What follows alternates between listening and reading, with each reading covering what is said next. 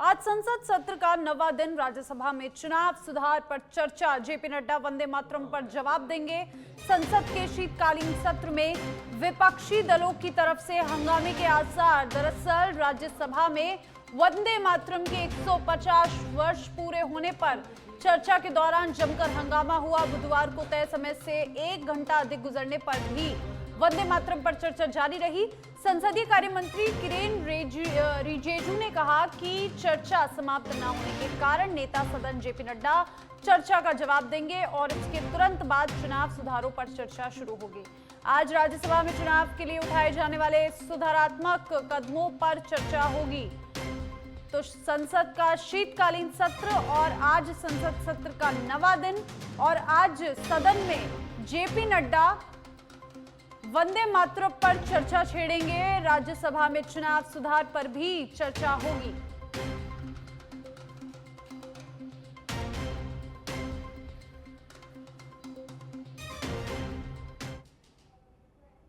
प्रभारी मंत्री मदन दिलावर का जोधपुर दौरा। भाजपा नेताओं और कार्यकर्ताओं ने किया स्वागत। नरेंद्र कच्छावा, शिव कुमार सोनी और पवन आसोपा के नेतृत्व में मंत्री का स्वागत किया गया। सर्किट हाउस में की जन सुनवाई। ज्ञापन लेकर आने वालों की सुनी फरियाद। कुछ देर में मीडिया से होंगे रूबरू। भाजपा सरकार के 2 साल पूरे होने पर करेंगे मीडिया से बात। मीडिया से बात करने के बाद फलौदी जाने का कार्यक्रम।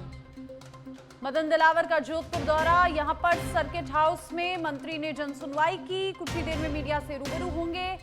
बड़ी जानकारी आपको दे रहे हैं। मदन दिलावर का जोधपुर दौरा। भाजपा सरकार के 2 साल पूरे होने पर प्रेस कॉन्फ्रेंस करेंगे। सरकार की उपलब्धियों को गिनवाएंगे। जोधपुर पहुंचे प्रभारी मंत्री मदन दिलावर के दौरे को लेकर ये बड़ी जानकारी। भाजपा नेताओं कार्यकर्ताओं ने जोरदार स्वागत किया।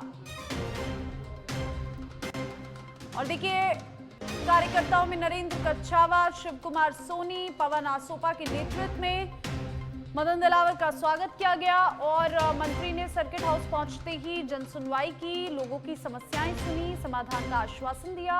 और अब सरकार के 2 साल पूरे होने को लेकर मंत्री यहां पर प्रेस कॉन्फ्रेंस करेंगे। भाजपा सरकार के 2 साल पूरे होने पर जो भी सरकार की उपलब्धियां हैं, जो भी सरकार ने बड़े फैसले लिए, बड़े काम किए जनता के लिए, उनको लेकर मदन दिलावर मीडिया पर संबोधन करेंगे। और देखिए, ज्यादा जानकारी के लिए प्रदीप हमारे संवाददाता फोनलाइन पर जुड़ गए हैं। प्रदीप, आज मदन दिलावर का जोधपुर दौरा और क्या कुछ उनका जोधपुर में कार्यक्रम रहने वाला है? मीडिया से कुछ ही देर में रूबरू होंगे। फिलहाल क्या कुछ जानकारी? जी अवश्य। राजस्थान सरकार की अगर बात करें, उनकी उपलब्धि को लेकर जोधपुर के प्रभारी मदन दिलावर द्वारा प्रेस कॉन्फ्रेंस जोधपुर के सर्किट हाउस में प्रारंभ की जा रही है। उसी को लेकर कहते हैं 2 सालों में जो सरकार द्वारा विकास की अगर बात की जाए, जो राजस्थान में जो विकास किए गए हैं, शहरी विकास की अगर बात की जाए, उन तमाम मुद्दों को लेकर राजस्थान सरकार के जो 2 वर्ष पूर्ण हो रहे हैं, उनको लेकर मदन दिलावर द्वारा यहाँ पर मीडिया से रूबरू किया जाएगा। जी शुक्रिया आपका प्रदीप, तमाम जानकारी के लिए।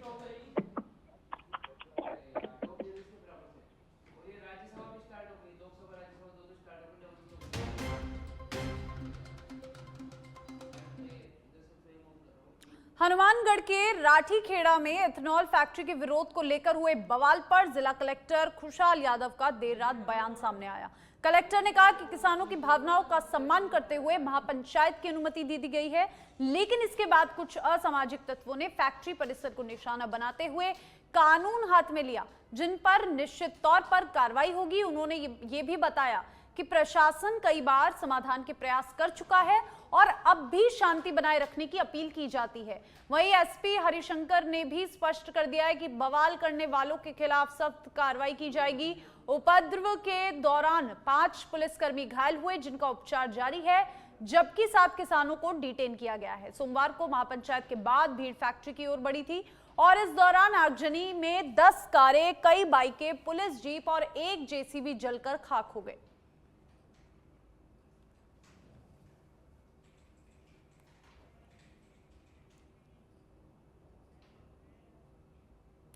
राजस्थान के धौलपुर जिले के कोलारी थाना क्षेत्र के ठहरी राजपुर गांव में एक घर में देर रात शाम को 10 फुट का अजगर सर्प निकला आया और सर्प भाड़े में रखे एक प्लास्टिक के पाइप में घुस गया। सर्प को देख लोगों के होश उड़ गए।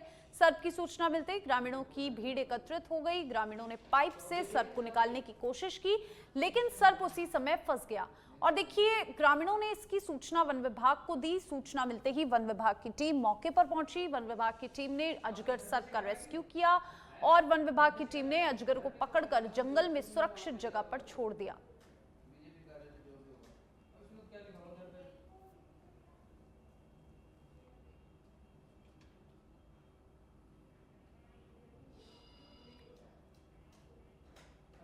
अलवर के खेडली से खबर है। बुधवार रात खेडली रेलवे स्टेशन पर जोधपुर वाराणसी मरुधर एक्सप्रेसवे करीब 14 मिनट खड़ी रही, जब ट्रेन में यात्रा कर रही युवती प्रीति पर ऊपर बर्थ से एक भारी बैग गिर गया। प्रीति अपने पिता राजेश के साथ बांदीकुई जंक्शन से गोरखपुर जा रही थी।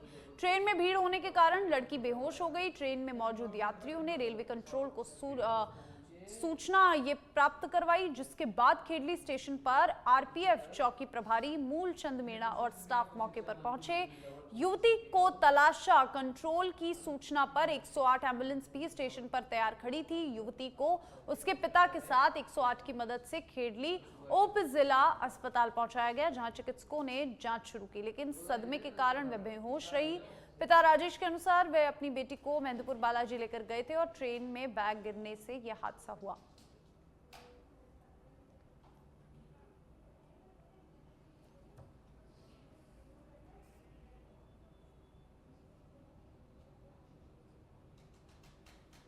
घर जा रहे थे। कहाँ से आ रहे थे? बालाजी से। बालाजी से। तो क्या घटना हुआ आपकी बेटी के साथ? हम लोग बैठ के जा रहे थे, ऊपर से बैग गिर गया और गिरने के बाद ये बेहोश हो गई। तो आपने ट्रेन में किससे मदद मांगी? हम ये बताए कि कहीं अस्पताल हो तो दिखाया जाए, तो यात्रियों लोग बताया कि यहाँ गाड़ी रुकी है और दिखाया जाए कहीं। तो वो लोग फ़ोन किए, हम तो ऐसे ही घबराए थे। वो लोग फ़ोन करके तब जाके यहाँ बुलाए तो हम आए यहाँ। अब कैसी हालत है आपकी बच्ची की? बच्ची की हमारी हालत अभी पहचान नहीं रही है। क्या नाम है आपका? राजेश नाम है। राजेश। गोरखपुर साइड के रहने वाले। बारी के फालना में लंबे समय से चले आ रहे विवाद के चलते दो गुटों के बीच झगड़ा हुआ, जिसमें स्कॉर्पियो समेत कई वाहनों में तोड़फोड़ हुई। घटना की सूचना मिलते ही फालना थाना पुलिस मौके पर पहुंची, लेकिन आरोपियों ने पुलिस के आने से पहले ही यहां पर आरोपी हो गए। झगड़े के दौरान घटनास्थल पर बड़ी संख्या में लोग इकट्ठा हो गए। फालना थाना प्रभारी विक्रम सिंह और अतिरिक्त पुलिस अधीक्षक बालीचेन सिंह मचेहा भी मौके पर पहुंचे। पुलिस अब पूरे मामले की जांच कर रही है। बाली के फालना में दो गुटों में झगड़ा हुआ और पुलिस के पहुंचने से पहले ही आरोपी वहां से फरार हो गए। स्कॉर्पियो समेत कई वाहनों में तोड़फोड़ की तस्वीरें आपको दिखा रहे हैं बाली से, जहां पर इस पूरे घटना को अंजाम दिया गया। भीड़ जमा होने से माहौल तनावपूर्ण हो गया और फिर फालना थाना प्रभारी और एसपी बाली घटनास्थल पर पहुंचे। पुलिस पूरे मामले की जांच में जुटी है।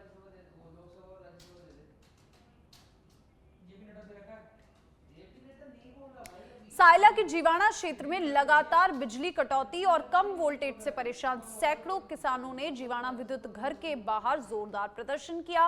मुख्यमंत्री के नाम ज्ञापन सौंपकर समस्याओं के त्वरित समाधान की मांग की। रबी सीजन में सिंचाई ठप होने और पंप सेट जलने के कारण किसानों की नाराजगी बढ़ी। प्रदर्शनकारियों ने सहायक अभियंता फैज मोहम्मद को हटाने, बार बार बिजली कटौती बंद करने, जालमपुरा 33 केवी लाइन चालू करने, दहीवा चंदू फीडर शुरू करने, मिंगवाला फीडर में छूटे बेर जोड़ने और नाहरवाड़ा की बार बार ट्रिपिंग को ठीक करने की मांग रखी। मौके पर पहुंचे अधिशासी अभियंता प्रेमचंद चौहान ने आश्वासन दिया, जिसके बाद किसानों ने 3 दिन का अल्टीमेटम देते हुए धरना समाप्त किया, लेकिन चेतावनी दी समाधान न होने पर आंदोलन उग्र होगा।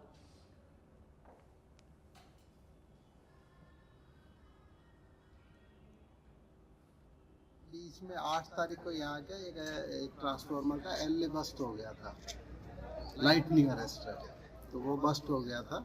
तो उसको हमने लाके, जैसे जोधपुर से लाना पड़ता है स्टोर से, तो वहाँ से लाके लगवा के कल चालू करा, लेकिन उसके बाद में फिर दूसरा एक एलए और बस्ट हो गया, तो उसको भी अभी चालू कर दिया है वापस टेस्टिंग वगैरह करके उसके लिए प्रोसीजर है।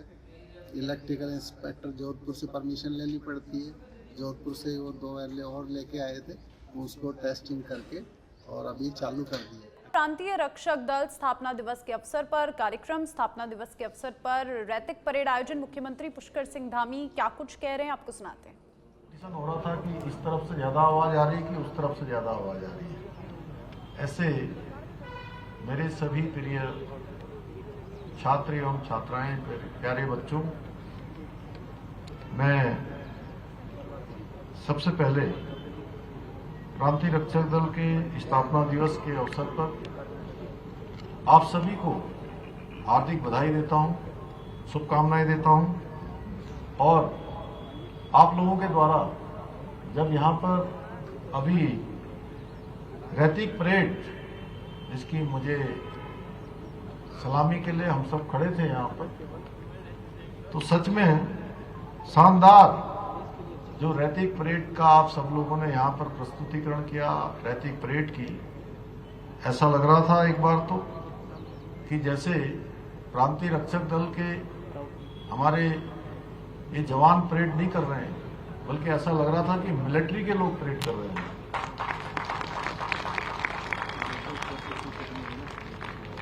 इस परेड में राष्ट्र सेवा के प्रति समर्पण, साहस और उत्कृष्टता की शानदार झलक देखने को मिली।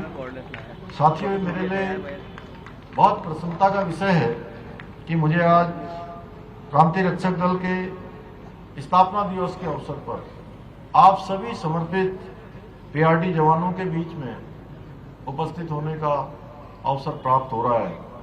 आज के इस अवसर पर जहां एक और विभिन्न परीक्षाओं में उत्कृष्ट परिणाम प्राप्त करने वाले पीआरडी जवानों के हमारे मेधावी बच्चों को छात्रवृत्ति प्रदान की जा रही है, वहीं मृत एवं सेवानिवृत्त पीआरडी जवानों और उनके आश्रितों को आर्थिक सहायता भी प्रदान की जा रही है।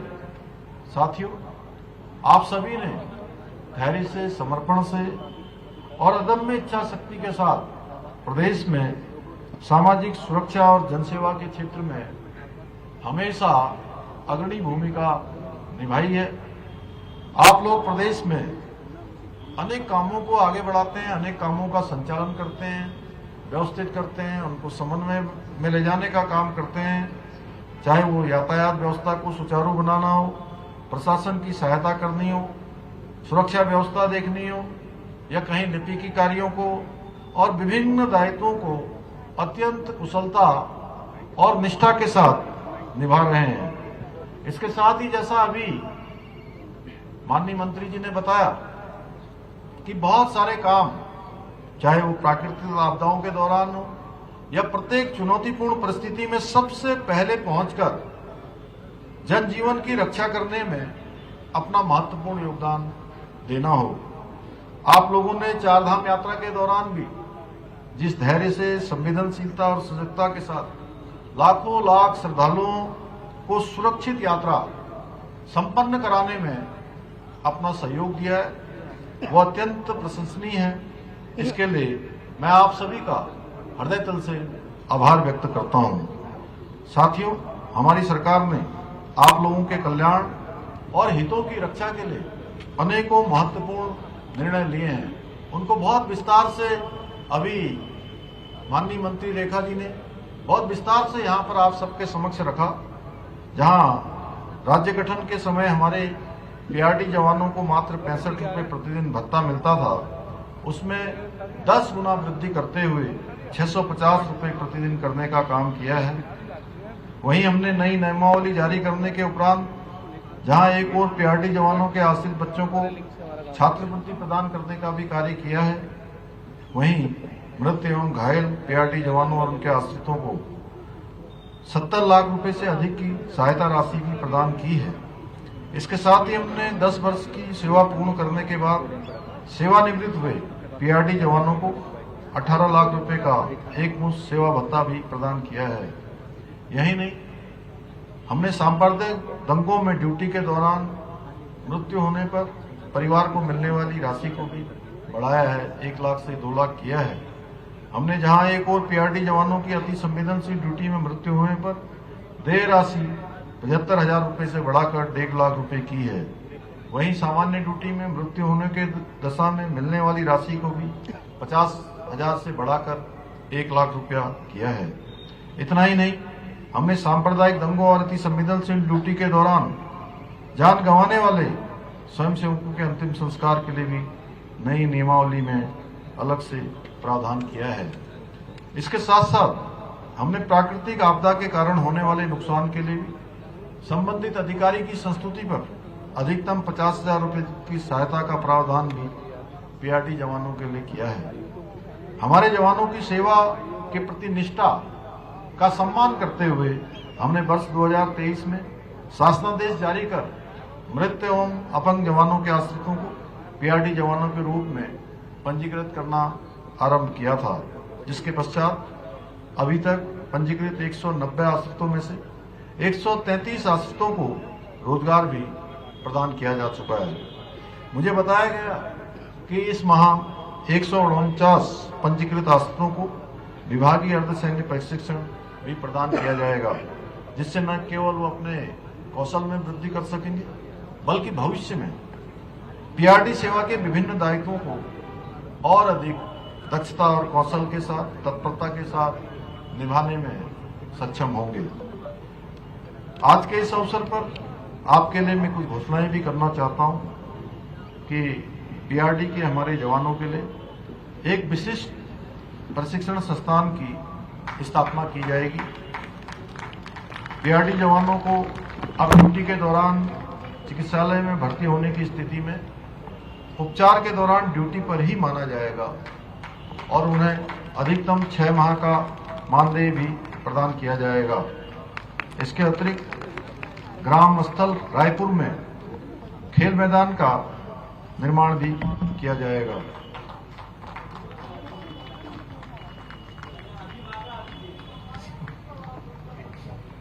सोमेश्वर आके साथियों, आज के इस विशिष्ट अवसर पर मैं आप सभी को आश्वस्त करना चाहता हूं कि हमारी सरकार आपके और आपके परिवारों के कल्याण हेतु